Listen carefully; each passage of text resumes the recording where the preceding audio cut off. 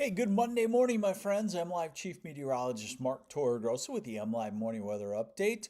We are on the very edge of a fairly large and powerful severe weather outbreak. Looks like Michigan can escape it for the most part. I'm going to detail this for you. Long story short, the very southwest corner, say from Kalamazoo south and west, could have severe thunderstorms late evening or toward midnight, and that's why I think we're minimized on the risk. But I also will show you a strong piece of the jet stream, what we call a jet core, that's positioned just pick my words right, because we're always accused of rooting for damaging weather, and we don't. But this jet core will be in the position that could produce severe weather. So we'll talk about that. Cooler weather too, and we're not out of the frost thing just yet either. As we look at the calendar, it's still late April. Hey, good morning, Diana Pearson from Boblo Island, Ontario. Good morning to you. Lisa Collins, question: Is my husband driving? My husband is driving from Florida. What should he know? That's a big thing. You'll kind of have to gather the info from here and relay it to him. Too many details there. So, severe weather outlook. The general overall outlook in this for of all things severe weather combined, and you see the yellow is where I would focus. That very southwest corner of the state. The darker green is a marginal chance. Now, the tornado outlook has been inched into the southwest corner, but you see the higher chances of much stronger tornadoes back to our southwest in Illinois. We go to the severe wind outlook. It pretty much mimics the overall combined outlook, and the severe hail outlook is just in the very southwest corner. One thing that saves us a lot, we hate them. Most of the time of the year, and I could speak for most Michiganders, and that is clouds. And so we do have some faint sunshine, but we see a lot of cloudiness off to the west, and that should suppress the instability or the fuel of severe thunderstorms. And again, one thing I just want to show you, I try to not baby you, and I was thinking about this actually yesterday, that when I started in the late 80s, early 90s, we went through this period where TV stations were kind of coming out of what we called the weathercaster, or maybe not a good term, the weather bunny or the weather comedian. They had hired those in the 80s, and people just dug it. Oh, this guy's so funny.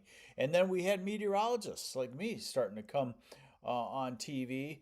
There were many before me in the mid to late 80s that were starting to pave the way for you wanting full-fledged, authentic weather information. And we went into this period where the consultants to our bosses said, these people are way too technical. Do not hire them. Nobody will want to listen to them. Now, I think you can handle just about everything technical, and that's why I do not baby you. So what we're looking at here is we're looking at 30,000 feet up. We look at what we call a jet core. It's very important for severe weather in Michigan, and you got to be in the two certain spots of the jet core to have severe weather. So we go through the day today. This is up about 30,000 feet. Watch this jet core develop.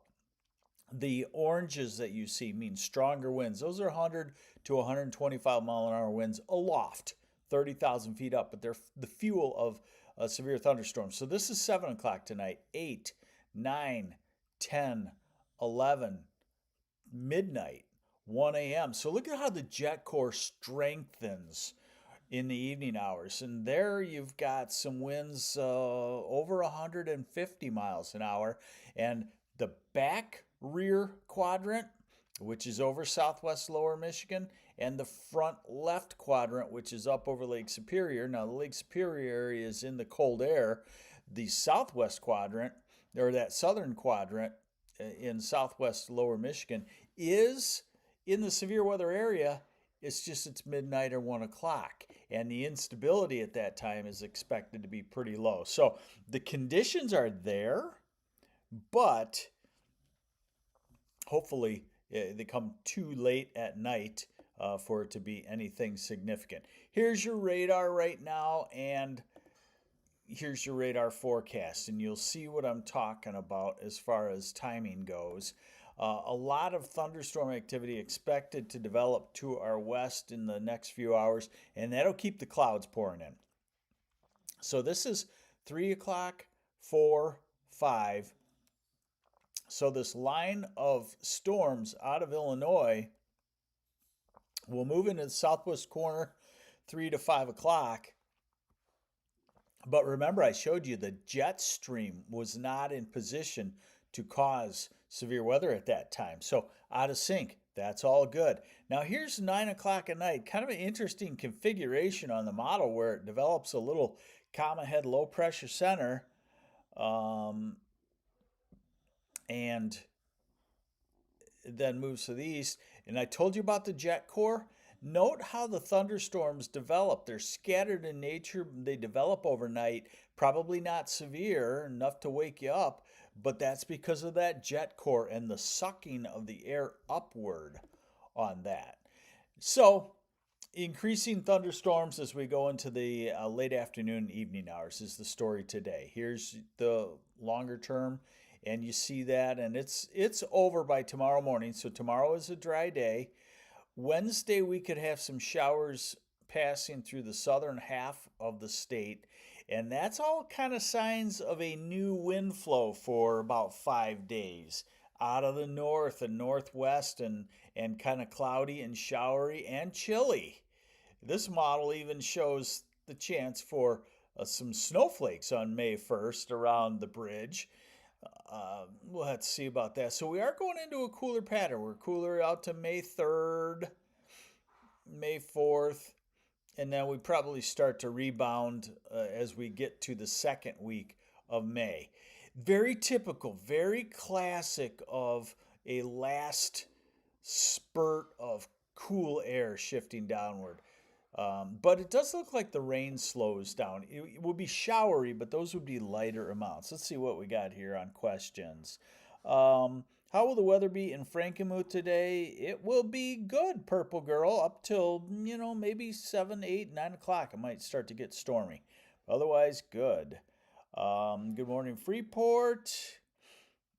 Good morning, Harrison. Nice.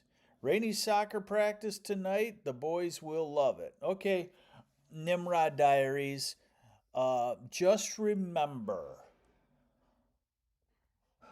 thunder and lightning during soccer practice, you need to grab your kid, put him or her in the car. Soccer doesn't tend to cancel, and some coaches just are not smart enough to get out of the lightning, and you need to do that. So be careful with that. I don't mind a practice in the rain, but you hear a rumble of thunder, grab your kid and say, "You're done." But Mom, you're done.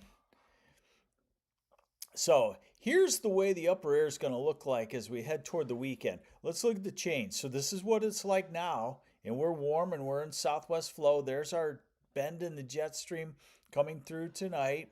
There's another one for Wednesday, and then the atmosphere kind of collapses around this upper low in the Great Lakes in the Northeast. Very common. You know when it's very common? Memorial Day weekend. Does this mean that our weather pattern is running 3 weeks ahead of schedule? I think so. Definitely. Hey, Country Mama, what about Cassopolis, Michigan? Yeah, you could be in the severe weather. So that thing rotates around into May 5th and May 6th and then works its way off, and we get back to a mild to warm flow once again. I also want to show you, just while we're at it, let me show you, let's show you the U.S. model. Hold on here a second, I'll get the right thing. It's Monday. Let's show you the U.S. model, which isn't a bad model. I knock it, but sometimes it does quite well. So it's got that upper low also, but note its pitfall is not to hang the cold air around too much. So We're into May 6th and we're still on the cool side. But look what it does is it goes out to the second week of May. And if that's something that is a trend for the summer, all forecasts are going to be wrong. Right now, the forecast is for about a normal summer, maybe leaning towards slightly cooler than normal late in the summer. Don't get depressed on that. I mean, I do like a hot summer too. A lot of us, my whole family likes a hot summer because we like to jump in a lake, in a pool and whatnot. But something like this would be the signs that we've got ourselves a hot one coming up. Now, remember, we are not past the uh, average frost date yet in much of lower Michigan. So let's say the northern two-thirds. And it looks like if we were to clear, if we were to get into this cooler weather late in the week and have highs only 50 to 55, I think that might be tough to do. I think it might be warmer than what we think by a few degrees. But if we only make it to 55 and we were able to clear at night, you could see 32. We're even seeing some forecasts of 28 or so. So you should be aware of that. If all of a sudden the itch came to plant a whole bunch of stuff, I guess you got to do what I tell you pretty much every year. Wait another week or so. All right. Nimrod Diaries gets it absolutely on the lightning. Thank you very much. Um, just an aside. Just an aside to let you know. Um, lightning statistics. Very good to always go over. Michigan, I think, number, I don't know, 20 something in the country in the number of thunderstorms per year.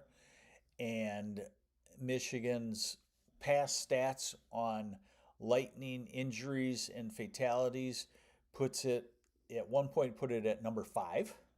So we're number 20 on the amount of thunderstorms, number 5 on the amount of injuries and fatalities. It means we do not take the thunderstorm seriously. Most likely gender to be struck by lightning, male. Most likely age range to be struck by lightning, boy, 12 to 20 years old. Most likely activity to be struck by lightning, soccer. So there you go. And it does happen. The chances of being struck by lightning are lower than you chances of winning the lotto. All right, so I'll get off my soapbox now. So we'll watch cooler air come in. Today we're well in the 60s to near 70. Tomorrow we're cooler, 50s west, 60s southeast. David, yes, golfers and anglers you'd think, but no, actually it's soccer. And I think mostly because soccer is a big crowd where the chances of somebody being struck are greater than golfing and fishing are isolated. It might be just one of you, might be two, might be four. So the chances are less. Here's Thursday. Highs in the 50s, 40s north. All the models show it, so I guess you got to believe it. But that's pretty chilly for this time of the year. It can happen. It's got to be showery with that kind of weather. So this is Friday. So we're going into, if you think that this is, we're going back to winter, you'll get depressed. We're not going back to winter. We're working off the winter cold. We do it every year. If we do it on Memorial Day weekend, it's highs in the 50s and 60s, and we're depressed. If we do it now, it's highs in the 40s and 50s. Sunday, back to near 60. Next Monday, 60. Next Tuesday, 60. Next Wednesday, 60. 60 on the 8th. Or on the 7th, into the 60s on the 8th, the 9th back to near 70, so it's a 5-day cool spell.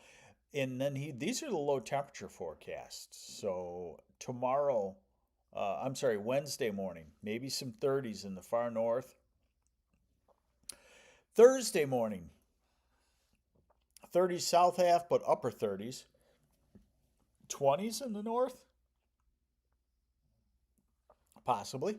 Friday morning, 33 down to Carroll, 34 to Grand Rapids. So look out. If you live in a cold spot, you could have a frost, it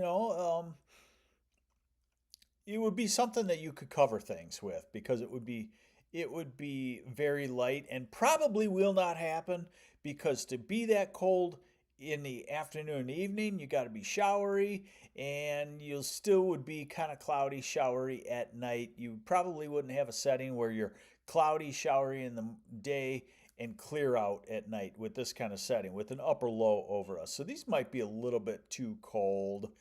This is May 3rd and still in the 30s. So the point is, we got a cool patch coming.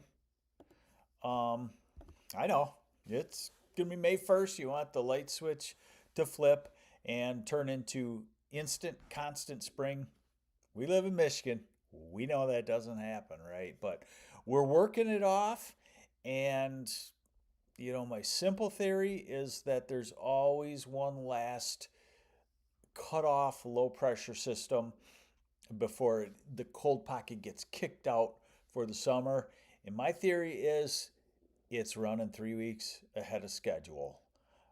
So there you go.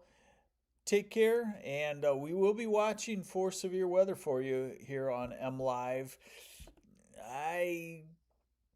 The southwest corner, yeah, I think we need to watch it because of the jet core, but I'm not too concerned with the way things are shaping up. So we'll keep you updated. Check mlive.com/weather.